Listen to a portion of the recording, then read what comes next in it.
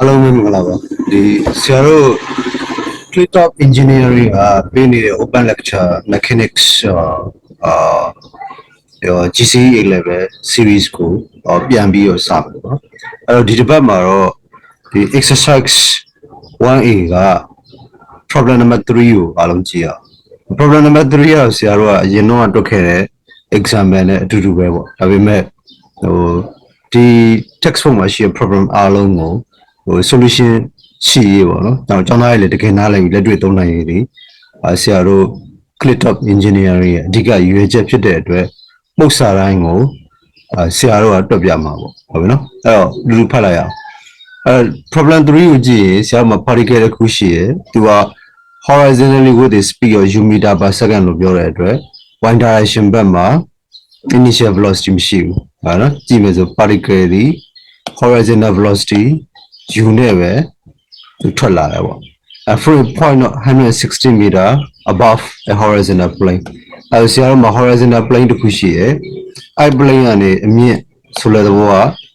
height 160 meter ကနေပြီးတော့သူစပြီးတော့ထွက်လာဟုတ်နော်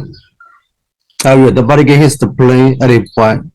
which is at a horizontal distance of 95 meter အဲတော့ particle ဒီ projectile motion နဲ့ကျလာပြီးတော့ဒီမြေကြီးhorizontal plane ကိုထိရဲ့အချိန်မှာသူ horizontal distance ဘယ်လောက်ရှိလဲဆိုတော့95 meter မှာထိရပေါ့အဲ့မှာမေးခွန်းကပါမေးလဲဆို find the initial speed of u ဒီမှာရှိရဲ့ u ဘယ်လောက်လဲကိုမေးတယ်ဒါရိုးရိုးပုတ်စာပါဟုတ်နော်ဆရာတို့ကဒါမျိုးလားတူ similar example တစ်ခုကိုလည်းကြည့်ထားပြီးသားဖြစ်တဲ့အတွက်ဒါကိုအများကြီးရွှေရှင်းမပြတော့ဟုတ်နော်အဲ့တော့ပုတ်စာဒီ page ကိုပြန်ကြည့်ရင်သူ့ရဲ့ initial vertical height 160 meter ပေးထားတယ်နောက် horizontal distance ဒီ plane ကိုထိရဲ့အချိန်မှာရှိ horizontal distance x ကိုပေးထားတယ်ပြီး initial velocity u ကိုမေးတယ်ဟုတ်နော် initial velocity y ဒီ y ဘက်မှာဒီ horizontal ထွက်လာဖြစ်တဲ့အတွက်0ပေါ့ဒါသိပြီးသားဒါနော်အဲ plane ကိုသူရိုက်တဲ့အချိန်မှာ y ဘက်မှာသွားခဲ့တဲ့ distance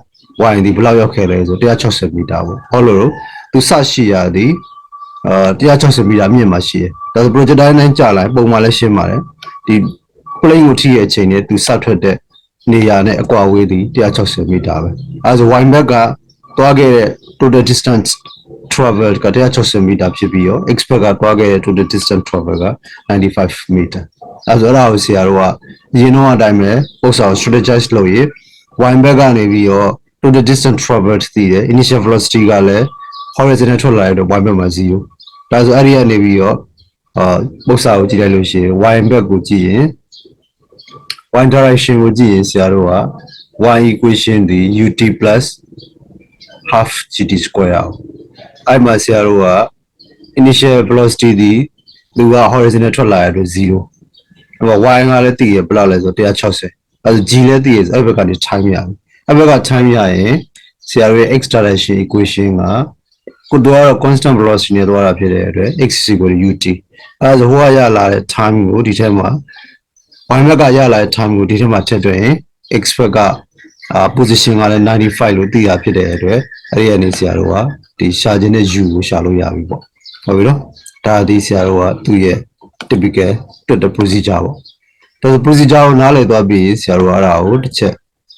solution ကိုတစ်ချက်ကြည့်ကြည့်အောင် solution ကစောစောဟာကိုနားလည်ပြီးသွားရင်step က ACC ဖြစ်သွားပြီဟုတ်နော်အဲ့တော့ဆရာတို့ကခုတွက်နေရသည် exercise 1A question number 3ကိုတွက်နေတယ်အားလုံးဒါသိပြီးသားပေါ့ဟုတ်နော်အဲ့ဆိုတော့ y back က distance travel ဒီ160 meter x back က distance travel ဒီ plane ကိုရိုက်တဲ့အချိန်မှာ95 meter ဒါသိရဟာတွေပေါ့မေးရသည်စထွက်လာတဲ့ horizontal velocity u ကိုမေးတယ်စောစောပြောထားတဲ့အတိုင်းပဲ vertical direction မှာ horizontal ထွက်တဲ့အတွက် initial velocity ဒီ vertical direction မှာ0အဲဆိုရင် y back က equation ကိုရေးရင် y equal to ut plus half gt square အဲဆိုရင် y ဒီ u က vertical initial velocity 0 t plus half gt square အဲ့ဒီကနေ t square ကိုလိုချင်ရင် half ကဟိုဘက်သွားမြောက်ပြီးတော့ 2y တော့ g ရစားမယ်ဆို 2y by g equal to t square ပေါ့အဲဆိုဆရာတို့က y နေရာမှာ160စာထုတ်လိုက်တယ် g နေရာမှာ 9y စာထုတ်လိုက်တယ်ဆိုရင်အဲ့ဒီကနေ t ကိုတွက်လို့ရပြီပေါ့အဲဆိုသူဒီ plane ကိုထိရဲ့အချိန်ထိသူဘယ်လောက်ကြာလဲဆိုလို့ရှိရင်5.71 second ကြာတယ်ဟုတ်လားနော်သူစထွက်တဲ့အချိန်မှာ t က0 ဒီ plane ကိုရိုက်တဲ့အချိန်မှာ t ဒီဘယ်လောက်ရှိလဲဆိုတော့5.71 second ဟုတ်ပြီနော်အဲဆိုရင် one back ကနေ time ဟိုရပြီဆိုရင်လိုချင်တဲ့ initial velocity u ရဝင်ရတဲ့ဆိုရင် expect က equation တွေ constant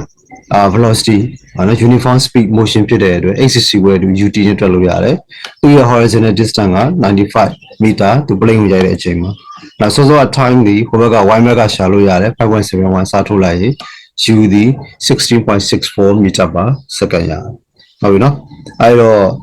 ပုံစံတော့ဒါပဲပေါ့ဟုတ်နော်ဆရာတို့က is very straightforward problem ပေါ့ဟုတ်နော်ဆိုတော့ physical science ကလည်းရှေ့ပုံစံနဲ့တူတူပဲဆိုတော့အများကြီးလုပ်စရာမလိုပါဘူးဒါပေမဲ့စိတ်ထဲမှာတော့မြင်ကြည့်ပေါ့160 meter ဆိုတာဘယ်လောက်မြင့်တယ်လဲအဲ့160 meter နဲ့ဟိုဘက်က95 meter x အကွာဝေးနဲ့အဲ့ဒါကိုတွားဖို့သူကြာချိန်လေ5.71 second ကြာတယ်တကယ်လို့ horizontal distance နဲ့sorry horizontal initial projectile ပေးလိုက်ရေပေါ့ဟုတ်ပြီနော်အဲ့တော့ဒါဆိုလို့ရှိရင်ဒီပု္ပ္ပစာကိုကောင်းကောင်းနားလည်ပြီလို့ယူဆတယ်ဖြစ်တဲ့အတွက်ဒီနေ့ဒီ problem တစ်ပုဒ်လည်းပဲနားလိုက်မယ်အားလုံးနောက်ဗီဒီယိုမှာအားလုံးတွေ့မှာပေါ့နော်အားလုံး bye bye